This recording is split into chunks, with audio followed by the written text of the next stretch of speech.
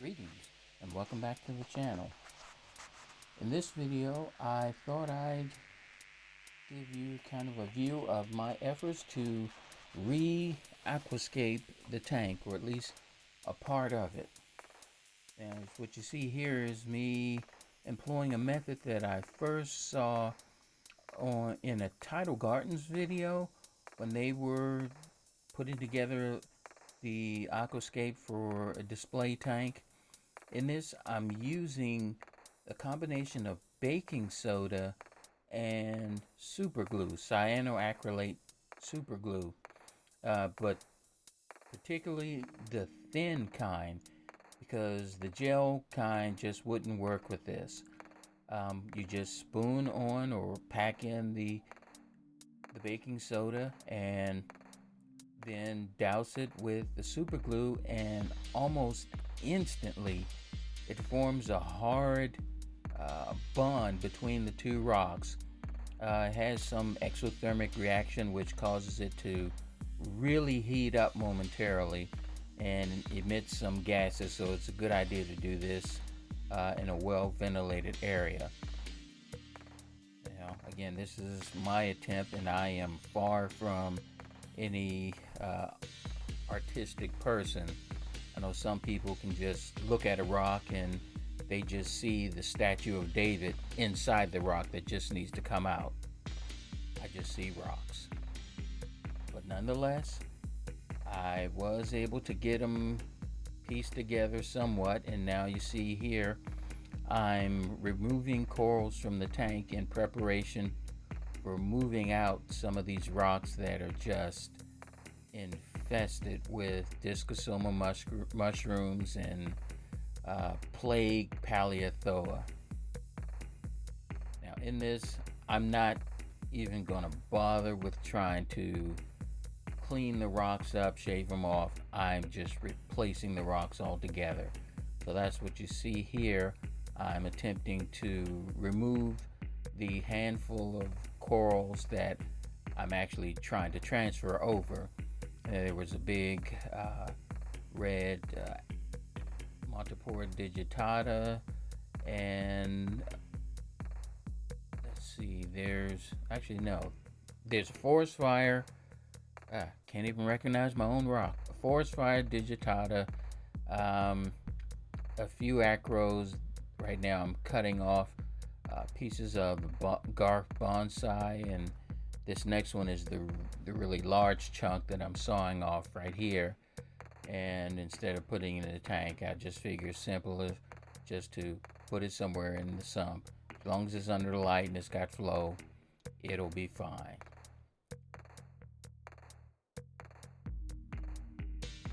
And here I'm attaching the different pieces to the rock. In here I am using gel super glue, but sometimes it takes a while for it to set, so I went back to my old method of using baking soda and thin super glue with some of them, where I thought that it wouldn't hold all that well. For instance, this one is kind of a heavy piece, this forest fire Montipora digitata, so I figure I'd just get it mounted in place and spoon in some, in this case, some sand, along with the super glue, which has the same effect. I think it doesn't take any more than 3 or 4 seconds for it actually to harden and set in place, which is kind of nice when you're dealing with a limited timetable, which I am, because I'm trying to keep the corals out of the water for as little time as I possibly can. You can even see there are times when I'm just dipping into the little bucket in order to make sure they stay wet. Here I'm removing an old trumpet coral or candy cane coral and the larger forest fire digitata colony, because that's going to be later attached to a rock. And you see here I'm fighting with these maroon clownfish. I'm actually at the point where I'm just considering either moving them to the nano or just getting rid of them, taking them to the LFS, because it is really annoying. As soon as I put my hand in the tank, they are after me. So I've got that first rock in place with a couple of corals already attached. And I'm just pulling off some xenia here. So I'm trying to rid myself of all the annoying coral that I can while I'm making this effort. And with a little help from my assistant, holding the door open, I'm putting in the second coral and just kind of getting that tweaked in place as well. After that, there was one rock that I needed to make an adjustment on because discosoma mushrooms were burning my large granulosa colony as well. But I'm putting back the candy cane coral there. You see, fighting off the maroon clowns again. They are really annoying. And then just readjusting the rock to get the aquapora away from the mushrooms.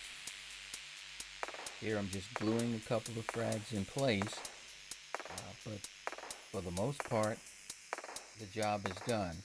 Albeit, a little later on, I do replace this one rock that's still sitting up in the front with another one because it was being overrun with just kind of nuisance Paleothoa that just won't give up.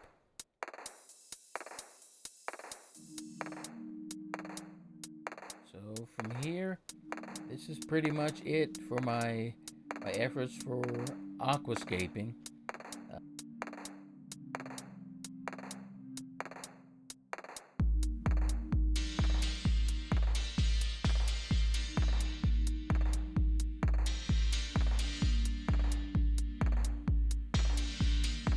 If you stuck with me this far, I truly appreciate it.